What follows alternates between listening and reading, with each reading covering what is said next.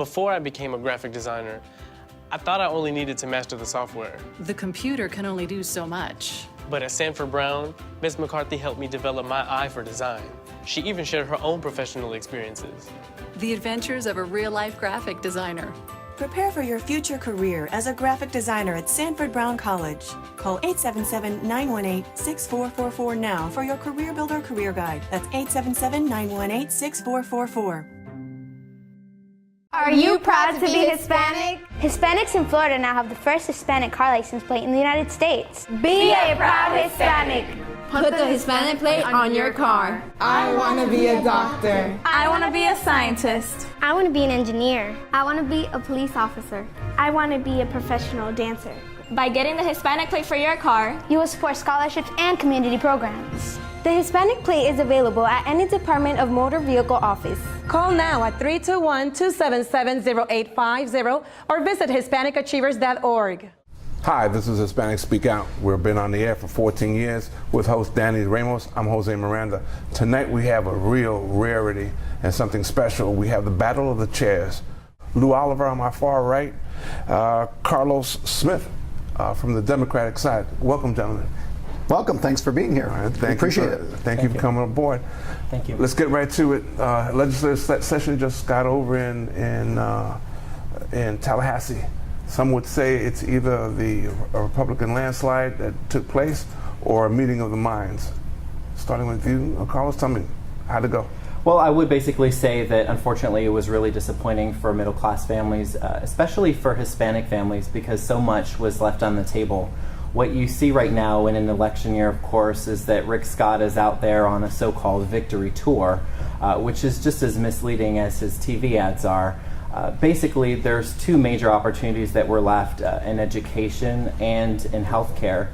What we saw in education is basically funding that brought us back to per student levels still before 2007 funding levels. We also saw him not set education as a priority for funding again, because as we know, the very first year that he was governor, he signed a budget into law that basically cut public school funding by almost $2 billion. And then most disappointingly, actually, we're going to see another $43 million cut out of the Bright Futures Scholarship. The Bright Futures Scholarship, unfortunately, the standards were changed a couple years ago because Republicans decided that the state couldn't afford the program when we were having hard economic times. They also cut the amount of the award that was given to students who did actually qualify for Bright Futures. This year we actually have almost a $2 billion budget surplus. Right. So now was the time. Democrats were certainly advocating for the Bright Futures funding to either be brought back up so that the award amount for students who had achieved it was increased back to pre-2011 levels, or that they would bring the eligibility standards back up so that it was so that students that are working hard trying to put themselves through school and go to college would still be eligible for the program. Okay. What's really unfortunate, and I have to say this, is that the reduction of the standard, the raising of the standards in Bright Futures has had a disproportionate impact on Hispanic and minority students. Lou, I understand that the governor wants to make some changes, and he's been striving to make changes, especially within the Hispanic community. Could you speak on that? Well, first of all, the governor and the Speaker of the House, for example, took leadership on an issue that's been important to many in the Hispanic community, which is providing in-state tuition for the children of undocumented aliens. And it's interesting to point out that that was really an effort on behalf not only of the governor, who lobbied heavily, particularly in the Senate where it was necessary, but also the Speaker of the House. I should also point out that I serve, for example, on the board at Valencia College, and our board, which is all Republican, 9 Republicans, in fact 4 Hispanic Republicans, voted unanimously to support that effort in the legislature and to recommend to our legislators that they do it. And boards of trustees around the rest of the state did so as well, because we see the positive impact that that has on education. It wasn't for us just a matter of principle or the heart. If you like, it can be a matter of the calculator, because these are folks that are going to remain in our country. It's better that they have a college education, that they get jobs, that they pay taxes, and they help support the system rather than act as a burden on the system. So it made sense from the standpoint of compassion. It made sense from the standpoint of justice. After all, in many cases, these kids weren't the ones at fault. It was their parents that entered illegally. And it makes sense for taxpayers and on the financial side. So I think that was a great achievement. I also want to comment a little bit about education, because one of the great ironies, it's sort of a mantra of Democrats that all you have to do to improve education is spend more money on it. Well, the Democrats actually had a chance to prove that point for the 60 years they controlled our state. And year after year, they did increase the money they spent on education, and the performance of our state got worse and worse and worse and worse. Right. And in fact, it only got better when Republicans took control of the governor's mansion and the legislature. Year after year after year, in fact, not only most years, every year that Republicans had control of the legislature, improvement in the school system has gone up. We started with Jeb Bush at 37th in the country in the ranking of our educational system. We're now 6th by most measures. And that's fully the result of the efforts that the Republicans have done on requiring grading of schools, grading of students, FCATs, performance standards, and holding folks to standards. Democrats' classic mistake, and the reason they can't be trusted with government, is because they always associate more money with better achievement. They never take into consideration that you have to change the incentives, you have to change the structure, you have to operate more like a business. And that's where Republicans get more bang for the buck. Well, Carlos, I have to respond to that. There was definitely a lot in there. And if we're going to start with the passage of the tuition discrimination bill, which of course Democrats were very supportive of. Which is not its real name. Well, he's stating that the Democrats for 60 years weren't able to do anything with the education. How do you speak to that? Well, you know, look, what we have right now is for the last several years, Republicans have been in control. And while he's using a standard of measurement to measure success, I'm not sure what measurement he's using. But right now, what we have a situation is that many parents, many teachers, many students are frustrating with the Republican Party's doubling down on high-stakes testing. What we have this year, again, is we had an education accountability bill that passed, which even though the public schools are transitioning off of the FCAT system, they are transitioning back into another high-stakes test, one which we still don't know exactly what it's going to look like, but the period of transition that the school districts and the parents and the students and the teachers are being given to adjust to all of the changes that are happening to the school system is not enough. Well, but the reality is this works. I've served on the board of Valencia College for 11 years, longer than any other trustee of any other community college anywhere in the state. And year after year, I see the incoming freshmen come from our educational system from K through 12 in both Orange and Osceola counties. And year after year after year, the performance levels are better, the accomplishment rates are better, and what's very interesting about this, and what's particularly significant, I think, to your audience, is that those rates have gone up even faster among Hispanic students. The rate of college attending, which is one of the things that my fellow chairman has mentioned, hasn't changed a bit. Hispanics are attending college, particularly at the community college level, which is the most accessible, cost-efficient way to gain an education at the higher level in Florida. Not only are those attendance rates... Would you say that it's the easiest level to get into? Well, it doesn't have admission standards. It's open enrollment. So anybody who can pass an examination, you don't actually have to pass the examination test any longer. You can just walk in and enroll if you have a Florida high school diploma. But the reality is we test their performance when they get into college. We don't just allow people to come and get college credit if they can't demonstrate that they're able to take college credit. And the reality is that their performance levels, 11 years in a row, they get better and better every year, and that applies more to the Hispanic community than it does even to the Anglo community. The achievement levels of Hispanic students in Orange and Osceola County attending Valencia College are not only at and equal to those of Anglo students, they're slightly better. So the performance levels work not only for the community at large, they also work specifically for the Hispanic community, and that empowerment is unique to the Republican control of the legislature and to the governor's mansion, and it didn't exist when Democrats controlled the state for 60 years. Well, look, what we can say is the governor is going around right now and he's talking about how much he cares about education, even though he's never made education funding a priority. Say what you want, Lou, about funding of education. Education funding is important. We're constitutionally obligated to fully fund our public schools. That has not happened under Rick Scott's leadership. And right now, as it affects Hispanic families and as it affects Hispanic students, the fact that Bright Futures disproportionately has had a negative impact on how Hispanic and minority students can now qualify for the scholarship because of the changes that the Republican legislature has had and has made to the program. basically means that now hardworking Hispanic students it's harder and harder for them to actually be able to afford to go to college, to be able to live the American dream, and to be able to work themselves through school, which is what so many people seek to achieve. Okay, switching subjects, switching gears, okay? Sure. The Affordable Care Act. Why isn't our governor embracing it and bringing it in, and why isn't the Democratic Party making it so that the Democrats can come aboard with it? Well, what he's doing right now is he's basically paying lip service on an election year to an idea that's very popular in the state of Florida, the idea of expanding health insurance to over 1 million Floridians who are currently uninsured. Right now, the legislature has a moral obligation to expand health insurance in the state because Florida ranks second in the nation in the number of uninsured residents in the state of Florida.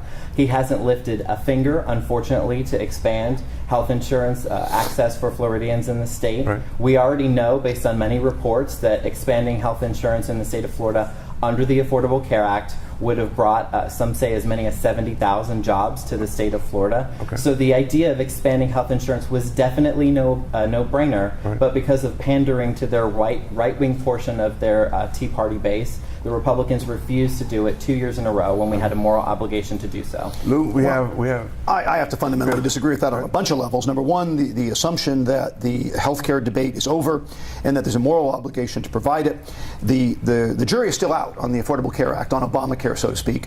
Large majorities of the American public continue to oppose it.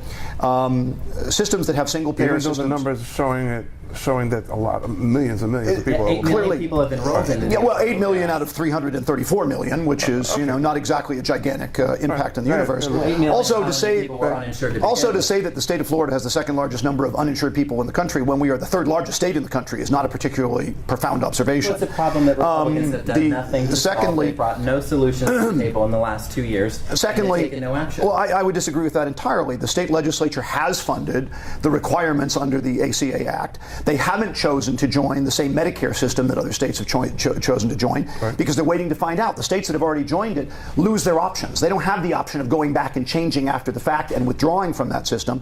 It's better for us to see how those experiments go in other states, determine how cost effective it is, and find out whether there are better alternatives for the state of Florida. We haven't done that. How long do you wait when millions of people are waiting?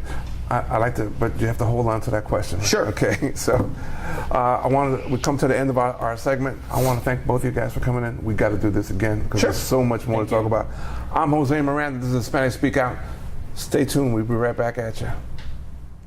I've always had my own style. Yes, she definitely had style. But in fashion merchandising at Sanford Brown, I learned how to make it a career from industry professionals like Miss Cooper, who was really supportive. Textiles, design, marketing, we teach real fashion skills and the business of fashion. I wanted a career in fashion, and Sanford Brown helped make it possible. Get started on your future career in fashion at Sanford Brown College. Call 877-751-9111 now for your Career Builder Career Guide. That's 877-751-9111. Are you proud to be Hispanic? Hispanics in Florida now have the first Hispanic car license plate in the United States. Be a proud Hispanic.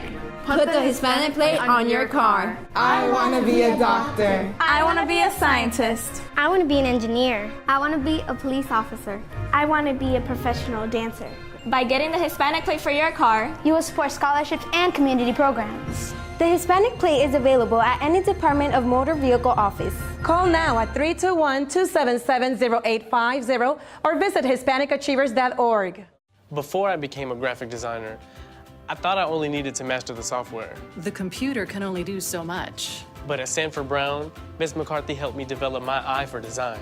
She even shared her own professional experiences.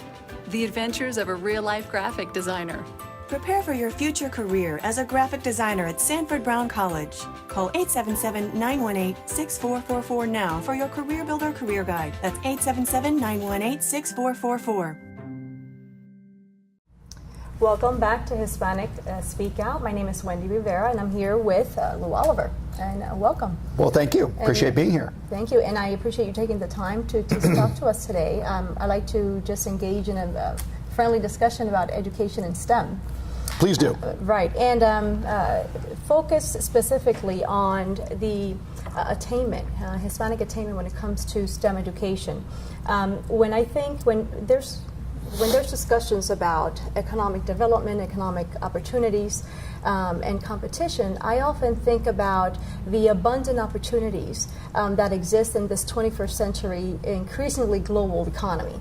Absolutely. And so one of the things that I like to address or ask you is, Hispanics are lagging behind in terms of STEM industries, and what, in your opinion, what do you think would be best practices to expose more students to STEM education?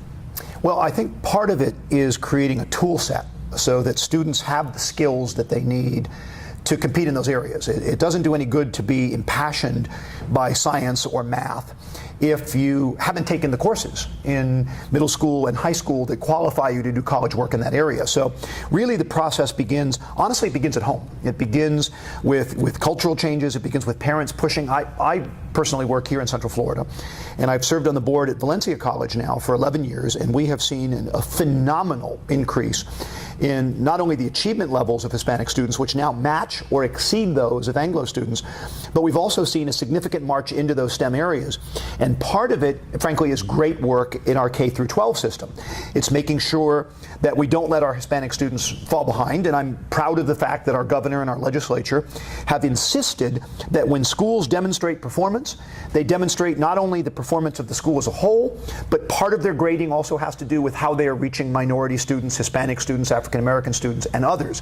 And it doesn't do any good for a school to achieve remarkable results among their Anglo students, but leave the Hispanic students and the African Americans behind. So the cohorts of high school graduates that we see at Valencia are increasingly well qualified to do that work. We're also finding that in the Hispanic community, the message that you're talking about on STEM work is clearly getting through. Parents and relatives, folks who may not have gone to college, for the most part probably didn't, understand that these are where the jobs of the future are. You know, I get teased a lot at Valencia because I sort of make fun of the humanities, and my point is we graduate far too many psychology and art history majors in America when there are no jobs for them, and the Chinese are graduating none. They're graduating engineers and doctors and mathematicians and the like. So I think the word's getting out a little bit, but part of the preparation is to make sure that the skill sets exist in K through 12. The second part of it is that if you believe in STEM education, then you believe that someone who has the knowledge and the skill sets is going to naturally come to love the work. And then it takes a little bit of a push from the culture and from the school and from parents to also say, hey, by the way, this is a good educational and job decision for you to make in terms of your career. Jobs pay more, they're more secure, they're more typical of the 21st century. They make us able to compete with our competitors in India and China and elsewhere. Right. Now, Hispanics currently are the minority, right? We are the largest minority in the nation. Absolutely. And we're currently at 52 million strong, right. Possibly, 17% of the U.S. population? 1 out of 6 Americans. But we're still, when it comes to income inequality, we're still, the numbers are abysmal. And when it comes to accessing high-tech jobs in these industries that are the fastest growing, the highest paying, it's obscenely low.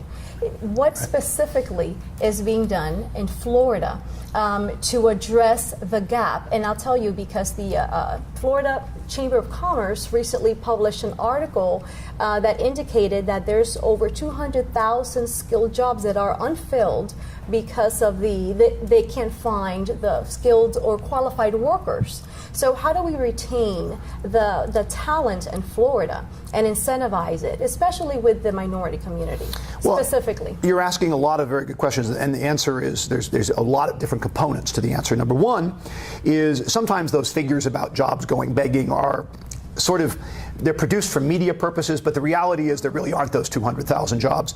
It's clear that there are probably more good STEM jobs around the country and even in Florida than there are applicants for them, but probably not on those numbers. Okay. The second thing is the very first element in the equation is you have to make sure that the kids have the skill sets.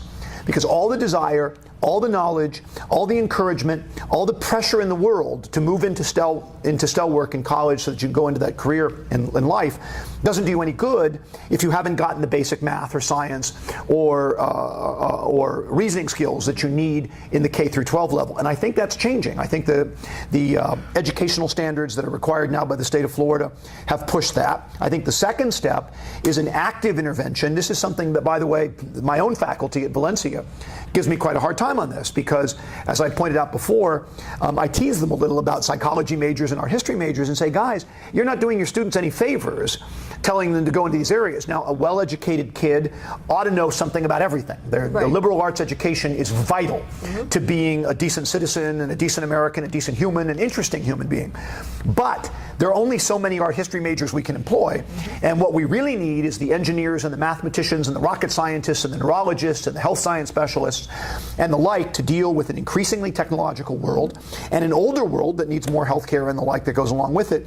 And we have to press that, and we, by the way, are pushing that message at Valencia College, and we're finding that students are responding to it, but that varies a lot from locale to locale. And we'll conclude our segment soon, but we just need to ensure that we are educating students at a young age, right, introducing these programs and the awareness so that they can have the skills to create jobs. And one of the things is that, you know, a large fraction of the American Hispanic population is, you know, was born here, but a significant fraction were also immigrants. And historically in the United States, as in most countries, the immigrants typically come and they usually start from the lower economic levels. They take the lower economic jobs, so the parents of the students and so forth don't have this background. They haven't been scientists themselves, and that's part of it. And that changes with time as you build in the American experience, as you start to create an American dream. We're running out of time. Okay. But we'd love to have you come back so that we can continue to have this discussion. I'd like that because it's a very important point. It's important that Hispanic achievement equal the achievement for the rest of the population. It's good for Hispanics, it's good for the rest of us, it's good for the country, it's good for the future, and it's good for our world. Thank you. Thank you for being here. Thank you. Are you proud to be Hispanic? Hispanics in Florida now have the first Hispanic car license plate in the United States. Be a proud Hispanic. Put the Hispanic plate on your car. I want to be a doctor. I want to be a scientist. I want to be an engineer. I want to be a police officer. I want to be a professional dancer. By getting the Hispanic plate for your car, you will support scholarships and community programs. The Hispanic plate is available at any Department of Motor Vehicle office. Call now at 321-277-0850 or visit HispanicAchievers.org. Before I became a graphic designer, I thought I only needed to master the software. The computer can only do so much. But at Sanford Brown, Ms. McCarthy helped me develop my eye for design. She even shared her own professional experiences. The adventures of a real-life graphic designer. Prepare for your future career as a graphic designer at Sanford Brown College. Call 877-918-6444 now for your Career Builder Career Guide. That's 877-918-6444. Hi, I'm Danny Ramos, and welcome to this week's edition of Hispanic SpeakOut TV. We've been on the air for 14 years on Bright House Cable. We want to thank Bright House for their cooperation in bringing the Hispanic community to your living room. We're here this evening with Margie Vieras, who's a community activist here in Central Florida, and also with Bob Cortez, who recently became the first Hispanic mayor in Seminole County of Longwood, and he's also running for state representative at the same time. How are you, Bob? I'm very well, Margie, Daddy. how are you doing tonight? I'm doing fantastic. You want to ask the first question? Yes, okay. Absolutely. Well, first I want to congratulate you, and Thank you. I know that you have an overwhelming group of supporters. I do. So I want to congratulate you on that. Thank you. And I want to ask you, are you the first Hispanic mayor of Longwood? I am. I'm actually the first Hispanic mayor of Longwood. Also, coincidentally, I'm the first Hispanic mayor of all Seminole County. It's something that we all are celebrating, not just myself, but the whole Hispanic community of Central Florida as an achievement. Outstanding. You were telling me before the interview that there are just very limited amount of mayors in the United States. Correct. And one of those. Correct. As we went through this process that happened last week, I was elected by my fellow commissioners to serve on the Longwood City Commission. We've received a lot of support, and one of the things that came up was that there are currently only 8 Puerto Rican descent mayors serving in the whole United States. We have almost 5 million Puerto Ricans living across the United States, and however, there's That's only mainland, 8. right? Mainland United States? Mainland United States, there's only 8 Puerto Rican descent mayors currently So serving. obviously you're saying you're Puerto Rican. I am Puerto Rican, there's no doubt. Yeah. It's how did you get elected? I mean, what was the process to become mayor of Longwood? Well, I became elected city commissioner in 2009, and then I was reelected in 2012. Now, our charter calls for the election or the rotation of the mayor is chosen by the commission the first meeting of May of every year. And this So it's a meeting came rotation. up. It's a rotation, but it's chosen by the 5 commissioners who's going to serve as the mayor. And the mayor runs the meetings and represents the city. How is that going to affect your race for state rep? You're going to be going for state rep. You are going for state rep. We are going for on state the rep. Republican ticket. That is correct. We have a primary coming in August, and we have a general coming in November, and the plans are still a go. We are still running for State House of Representatives. Nothing has changed. I currently serve as a commissioner, and I serve as the mayor through the remainder of the term. So that's not changed. It actually benefits us now that we're the mayor because, like I said, we've gotten a lot of support from people and excited that we are the first Hispanic mayor. I wanted to ask you. I know that we've been mentioning that you've had a lot of support, but I'd also like to know if you've had to encounter any hardships, any struggles whatsoever by the fact that you're Hispanic.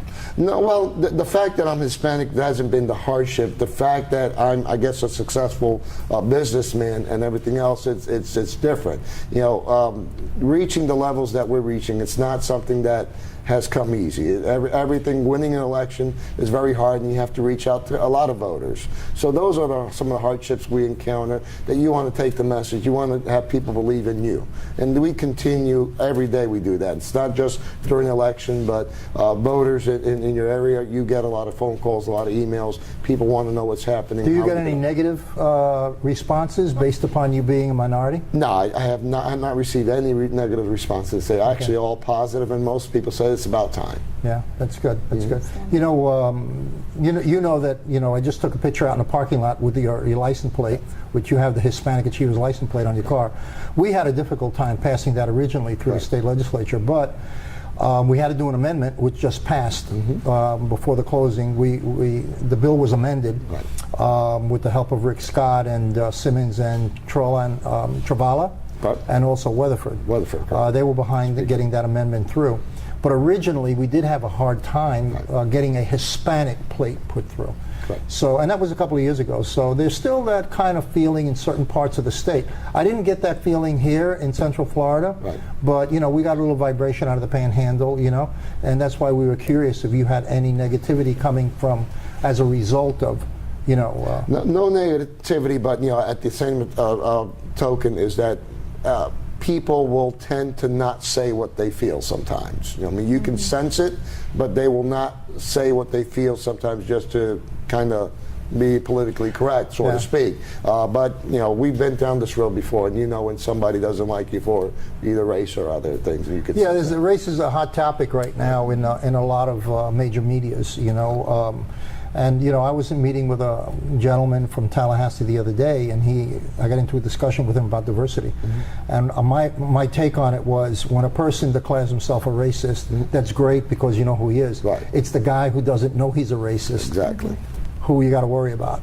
I didn't say who hides it. I said who doesn't know. And you can, like I said again, you can sense who these people are, and how do you treat it? You just excel. Who are you running against in for the state rep? If you get through the primary, we have once we get through the primary, current incumbent is Karen Castro-Dento. She's the one that's currently up there in the state legislature. Well, listen, we wish you all the luck in the world. Thank you for coming down and sharing with us. We want you to come back as the campaign moves forward, so that you can work with us a little bit and inform the people about what you're doing. Absolutely, and fantastic. Like I said, our achievements are not just mine; it's celebrating the whole community. Well, congratulations. Thank you. Congratulations. Thank you. Thank you. This is Danny Ramos on Hispanic Speak Out. We will catch you next week here, same time, same station. And if you want to learn about the Hispanic community, come here, because that's who we are.